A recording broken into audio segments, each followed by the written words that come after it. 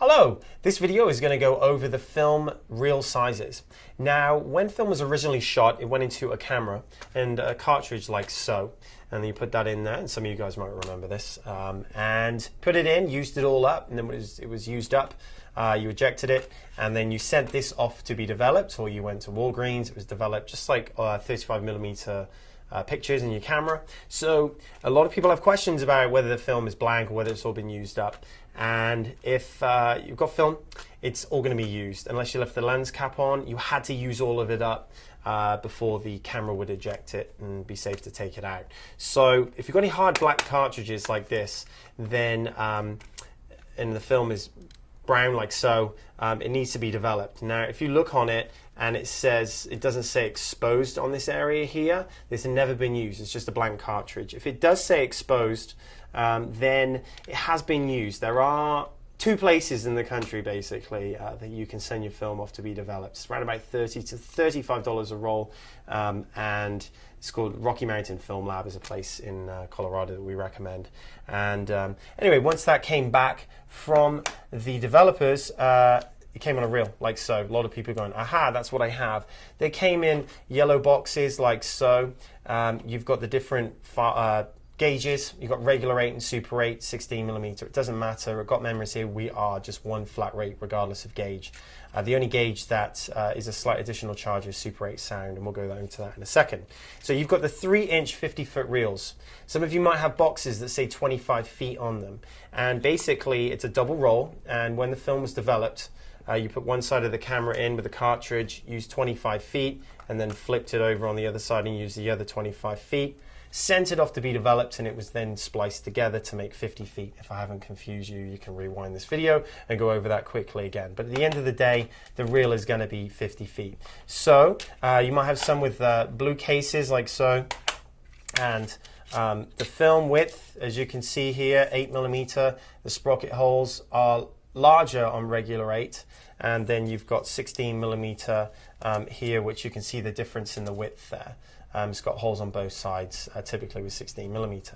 Now, the reel sizes, you've got the 50-foot 3-inch reels. The next size up is the 4-inch 100-foot reels, which is more prevalent in 16mm.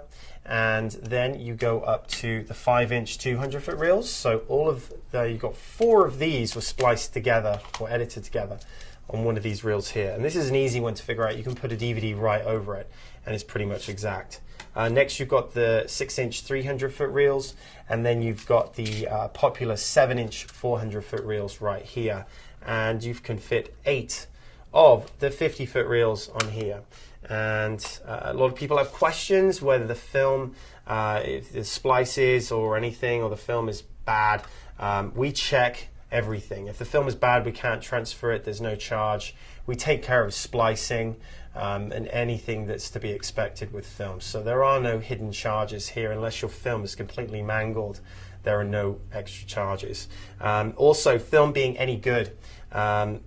This right here is about 60-year-old film. If you've got like a nice clean sheen to it, it's all symmetrical on the circle, it's healthy. If film is going bad, you smell it, and it smells of vinegar, there's a little bit of an issue there, but it's still not the end of the world. If it is all kind of wavy on the outside, and you get the film and you bend it back and it snaps in your hand, all the film is like curled in like a U shape, like so, then you've got some issues there. We always say bring it in, send it in, and we do our best to retrieve the old film, even if it is in bad shape. On 16mm, the reels do go a lot larger. Here we've got a 1600-foot reel, and here's a 2000-foot reel. So you can see the difference in the size variants are quite great. And another common question, does my film have sound? Very small percentage of film has sound. On Super 8, you've got a tiny gold strip on the underside of the film, opposite side to the hole, and also on the sprocket holes there's a tiny gold strip there. That's the magnetic film strip. 2 types of film, sound film, optical and magnetic. Magnetic is prevalent on Super 8, very, very rare on regular 8, and that track was recorded after the fact, not at the time of recording. Super 8 sound, simultaneous audio and video. With 16mm, You've got magnetic, which is from about the late 70s, which was added afterwards. More popular is optical, and the way that you can tell if there's sound on your 16mm is get past the leader tape and have holes just on one side of the film. Magnetic on the underside will be a gold strip, pretty thick.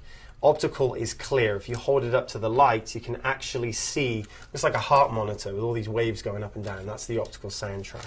And that is typically from movies, from documentaries, just commercially shot prints. And that's you won't see that on your home movies.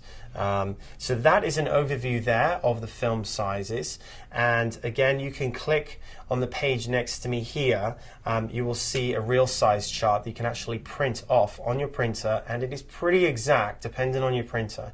And you can hold your reels up against the piece of paper and see exactly what you have, and then do a tally and go to our store and see if there's some footage totals there that you can get a deal on. Or you can click above me, click get a quote, and then fill out the form online, submit it, and then we'll email you back a link that goes to your quote online, and that usually goes in your junk mailbox, so keep an eye there. Anyway, any other questions, just click back to FAQ and then just scroll down the list and see which one pertains to you there, and we'll get you taken care of. That's great. Yeah? Yeah. All right.